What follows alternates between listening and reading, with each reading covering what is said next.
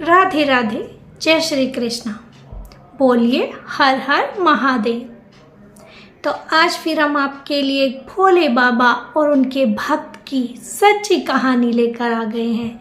तो कहानी को पूरा जरूर सुनिएगा, क्योंकि वैसे भी सावन के महीने में भोले बाबा की कथा सुनने का अलग ही महत्व है।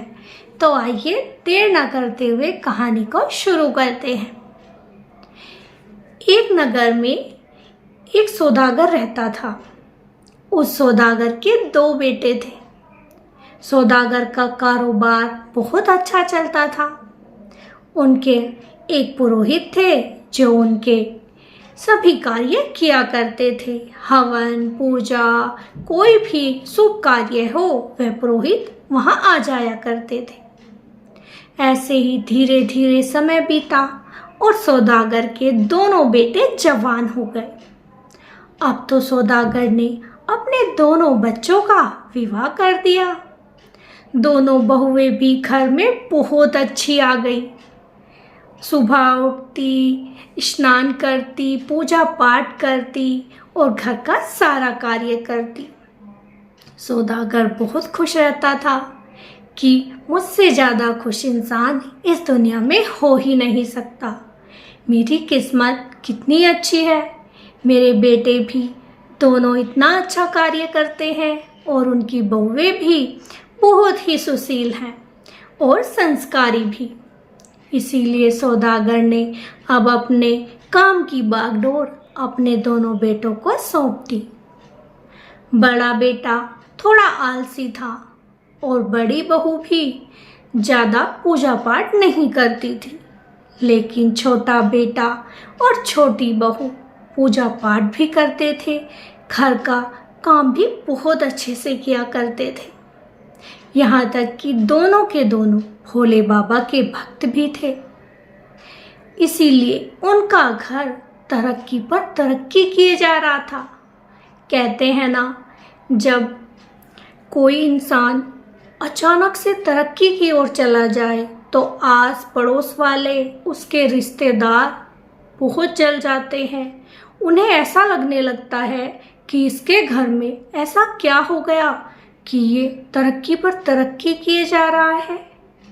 किसी ने सही कहा है कि इंसान अपने दुख से दुखी नहीं है, इंसान तो दूसरों के सुख से दुखी है कि इसे इतना सुख कैसे मिल सकता है। यही सौदागर के पास रहने वाले आस पड़ोसियों का काम था।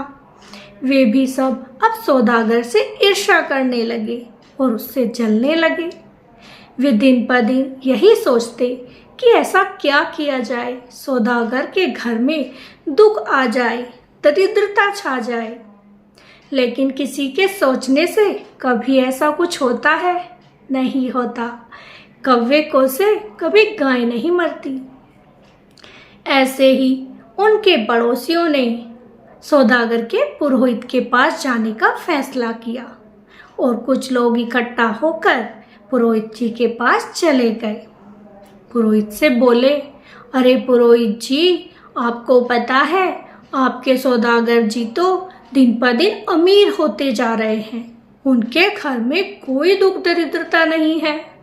वो तो सुख चैन से अपना जीवन यापन कर रहे हैं।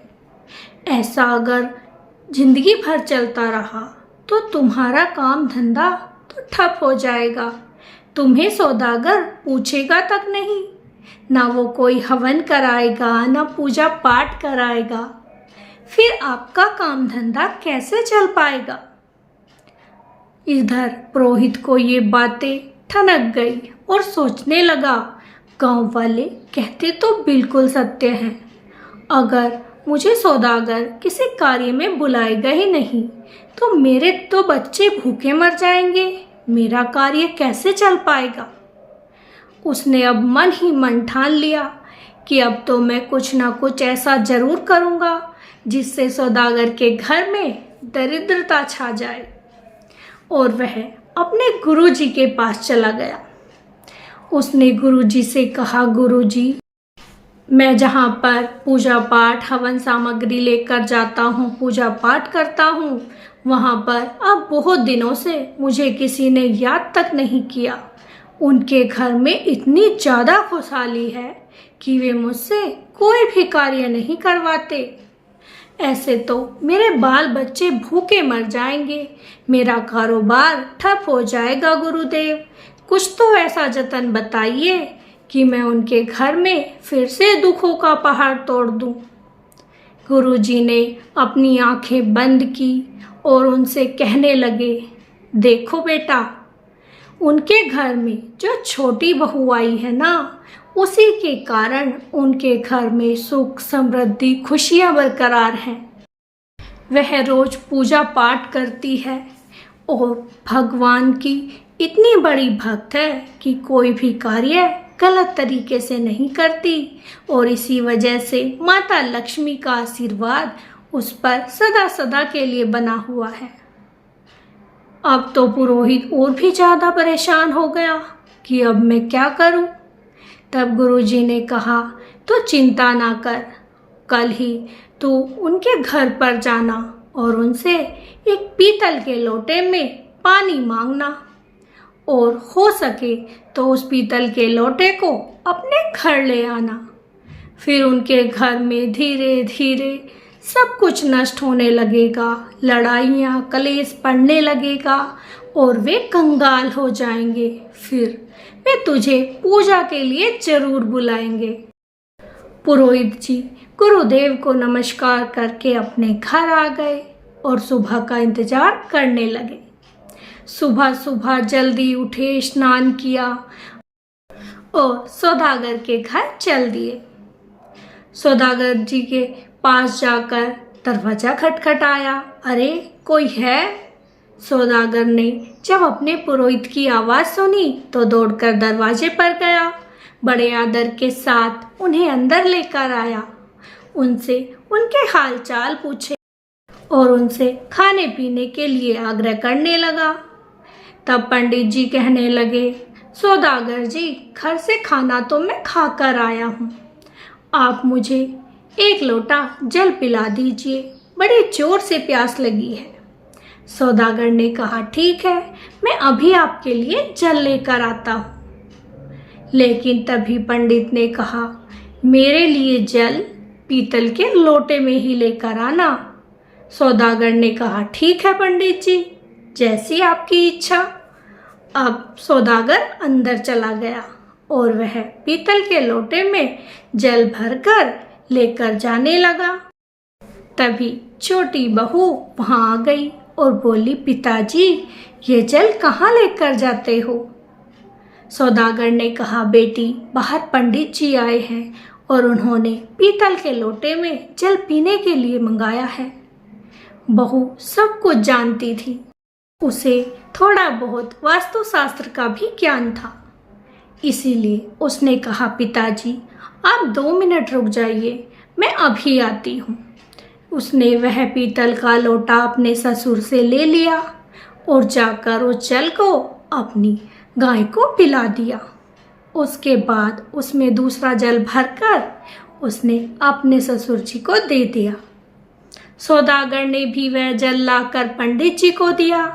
पंडित ने जल्दी जल्दी वह जल पिया और सौदागर से कहने लगा, अरे ये लोटा कितना सुंदर है, क्या मैं इसे अपने घर ले जाऊं? सौदागर कहने लगा, अरे पुरोहित जी, कैसी बात करते हो, आप तो हमारे घर के पुरोहित हैं, तो आपको मैं ये लोटा खुशी खुशी दे दूंगा। अब तो पंडित ने भी तुरंत वह लोटा अपनी पोटली में रखा और वहां से चल दिया। घर जाकर पंडित बड़ा खुश था कि अब तो कुछ ही दिनों में सौदागर के घर में दरिद्रता छा जाएगी, लड़ाई झगड़ा कलेश बढ़ जाएगा, सब कुछ नष्ट हो जाएगा और फिर वह मुझे याद जरूर करेगा। इंतजार करते करते 40 दिन बीत गए, लेकिन सौदागर के घर से पंडित जी को बुलावा ना आया। पंडित फिर से बड़ा परेशान और वह दुखी मन से अपने गुरुवर के पास पहुंच गया। गुरुजी, आपने तो कहा था कि मैं पीतल का लोटा लेकर आऊँगा तो उनके घर में लड़ाइयाँ बढ़ेंगी, कलेश होगा, दरिद्रता आएगी। लेकिन ऐसा तो कुछ भी नहीं हुआ। उनके घर में तो सब कुछ पहले की तरह है। उन्होंने मुझे याद तक नहीं किया। गुरुजी ने आंखें बंद की और सब जान गए। वह कहने लगे, बेटा, मैंने तुमसे पहले ही कहा था कि जो उस घर में छोटी बहू है वो बहुत समझदार है, बहुत गुणवान है। वह वास्तुशास्त्र का भी ज्ञान रखती है। इसीलिए उसने उस लोटे का जल अपनी गाय को पिला दिया था और इसी वजह से उस लोटे के घर में आने के बाद भी उनके घर में कुछ नहीं हुआ। सुख समृद्धि तो उनकी गाय के पास ही रह गई। अब मैं क्या करूं गुरुदेव? ऐसा कोई तो उपाय होगा जो उनके घर में दुख दरिद्रता छा जाए। पंडित ने गुरुजी से पूछा। गुरुजी ने कहा, तुम्हें उनके घर जाकर इस बार गाय को मांगना है। कहना कि वो गाय मुझे दे दो। अब तो पुरोहित चल दिया। उसने फिर से सौदागर के घर जाकर कहा, सौदागर जी, क्या बताऊं, मेरी गाय ने दूध देना बंद कर दिया है और अब बच्चे दूध के बिना बड़े परेशान हैं। मैं चाहता हूँ कि आप मुझे अपनी गाय दे दो।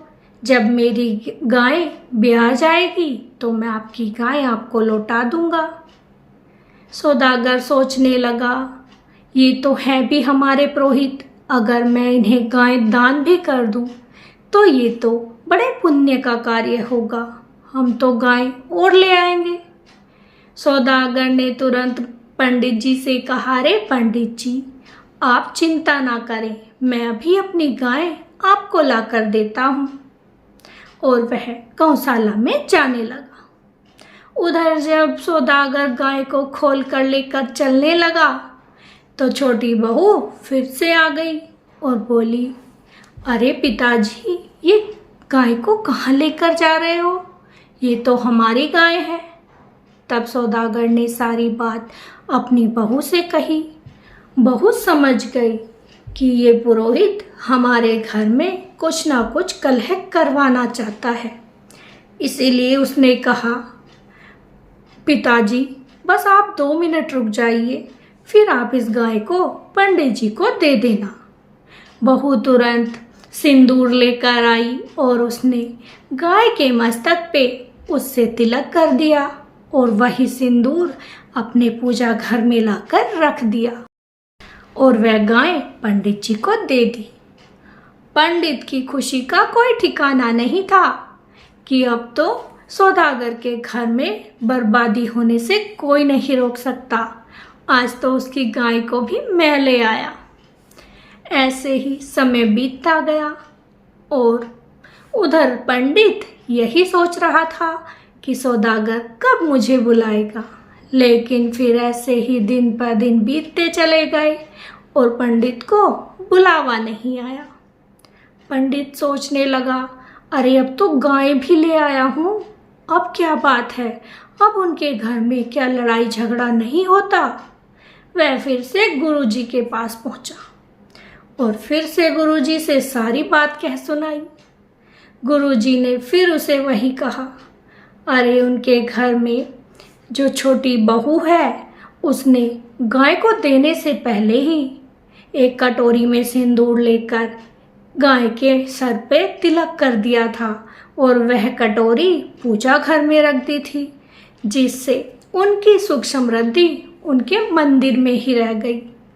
अब कैसे ना कैसे करके तुम्हें वह कटोरी लेकर आनी है जिसमें वह सिंदूर रखा है, तभी जाकर उनके घर में दरिद्रता वास करेगी। अब तो पंडित फिर से चल दिया और सुबह सुबह फिर वह सौदागर के घर पहुंच गया। सौदागर जी, मुझे वह लाल रंग की कटोरी दे दो, मुझे जरूरी कोई कार्य आन पड़ा है। सौदागर ने अपनी बहू से कहा, बहू, वह लाल रंग की कटोरी लाकर आप पंडित जी को दे दो। बहू समझ गई, ये पुरोहित तो जिद पर अड़ गया है और ये हमारे घर में कुछ ना कुछ तो करवाना चाहता है। लेकिन बहू बहुत होशियार थी। उसने उस कटोरी का सारा सिंदूर दूसरी कटोरी में पलट दिया और उस कटोरी में दूसरा रंग करके पंडित जी को दे दिया। पंडित जी खुशी खुशी उस कटोरी को लेकर अपने घर आ गए और सोचने लगे, इस बार तो पक्का सौदागर के घर में कलह मच ही जाएगी। अब तो मैंने सब कुछ काम कर दिया। कई दिन बीत गए लेकिन फिर भी कोई काम उसका नहीं बना।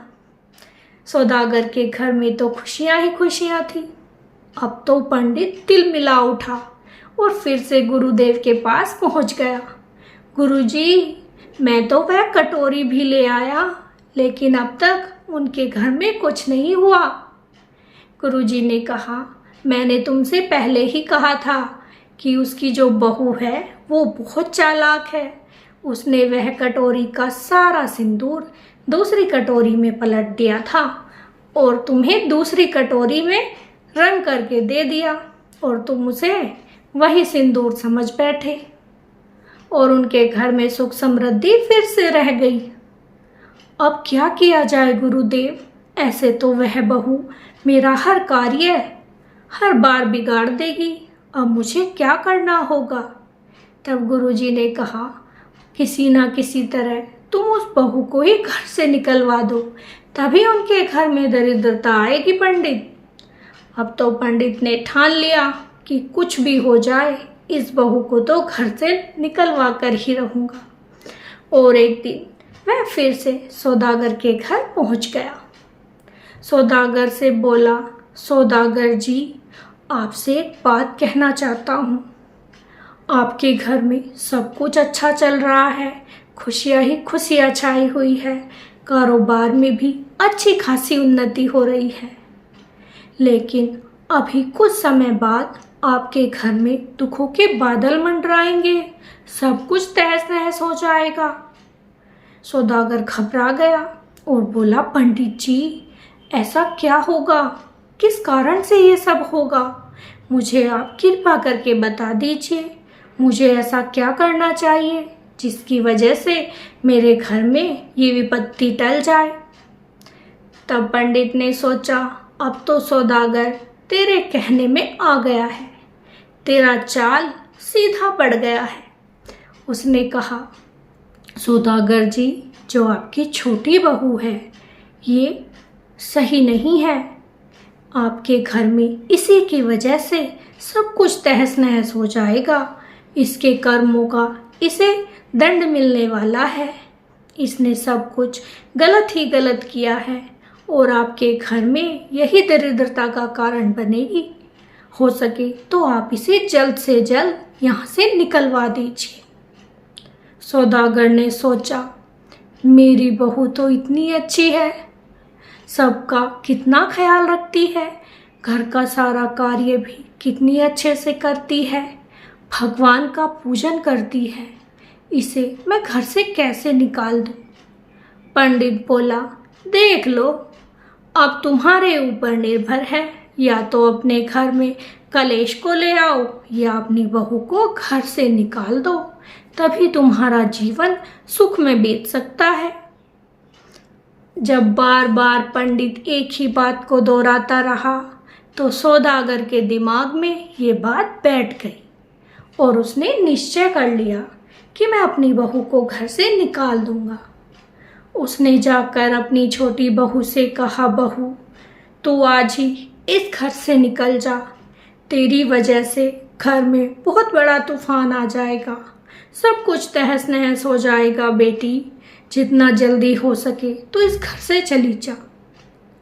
बहू समझ गई कि पुरोहित जो करना चाहता था उसने कर ही दिया, अब वह हमारे घर को बर्बाद कर देगा। उसने एक बार भी अपने पिता से कुछ ना कहा और ससुर के चरण छूकर वह घर से निकलने के लिए तैयार हो गई। लेकिन तभी उसका पति आ गया और वह कहने लगा, पिताजी, अगर मेरी पत्नी इस घर में नहीं रहेगी तो मैं भी इस घर में नहीं रहूँगा। मैं आज ही अपनी पत्नी के साथ इस घर को छोड़कर जा रहा हूँ। अब तो छोटा बेटा और बहू दोनों घर छोड़कर शहर चले गए। उन्होंने वहाँ किराए का मकान लिया और अपना कारोबार फिर से शुरू किया। धीरे धीरे कारोबार में उन्नति होने लगी। उन्होंने अपना एक नया घर ले लिया। समय बीता, सब कुछ अच्छा होने लगा और उनके पास एक महल हो गया, क्योंकि उनकी नियति तो अच्छी थी।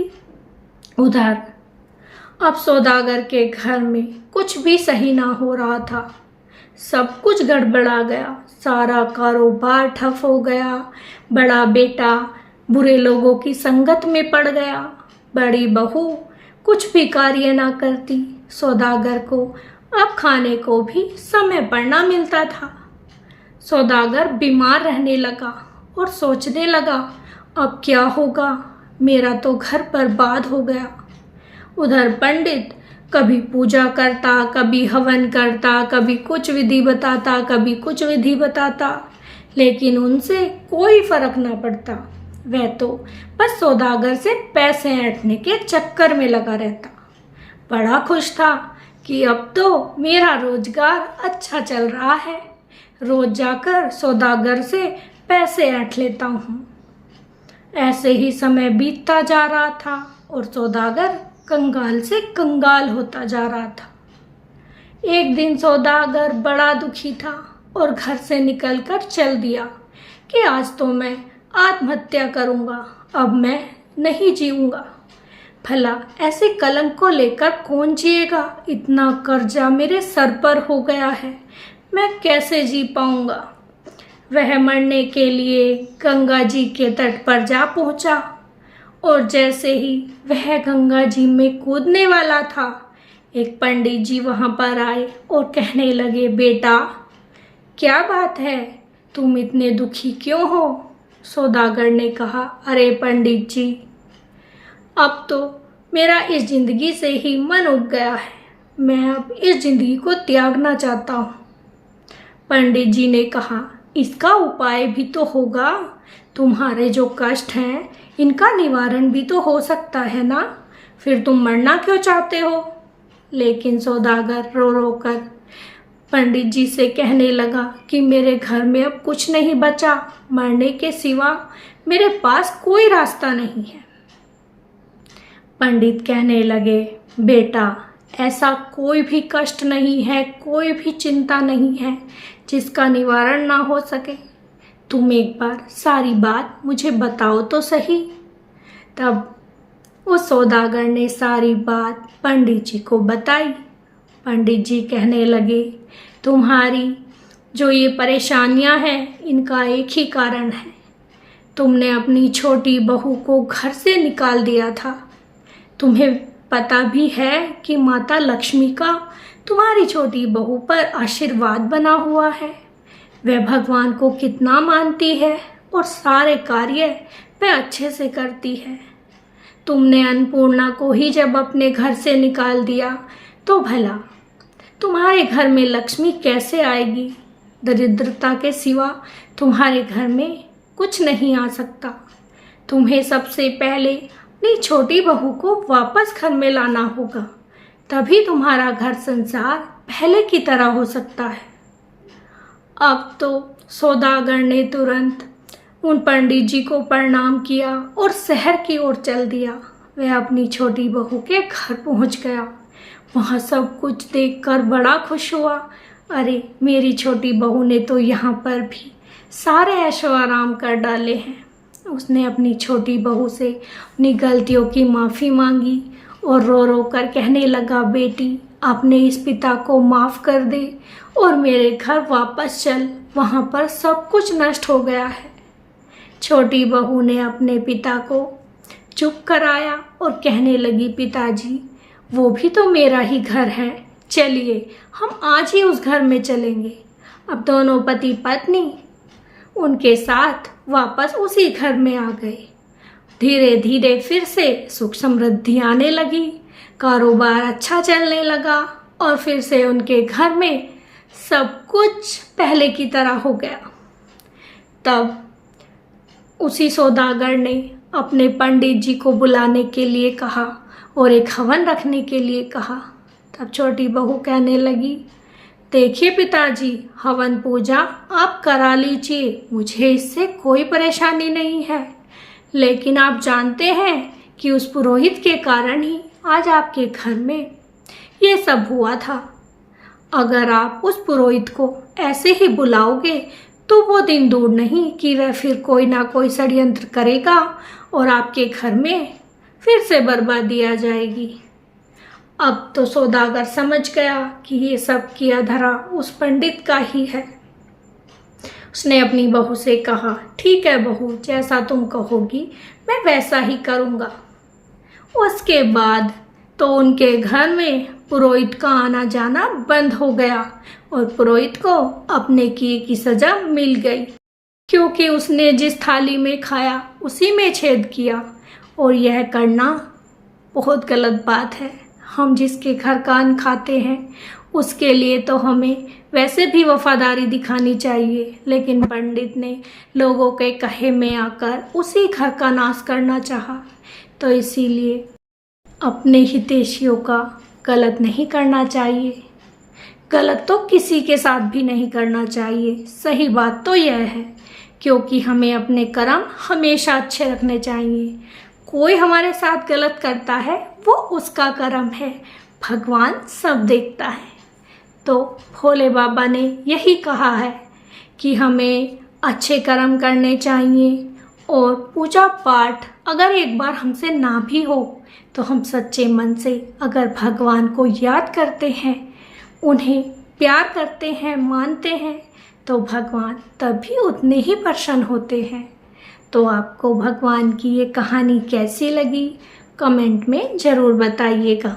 अगर अच्छी लगी हो तो हमारी वीडियो को लाइक और चैनल को सब्सक्राइब ज़रूर कीजिएगा। फिर मिलेंगे। राधे राधे, जय श्री कृष्णा।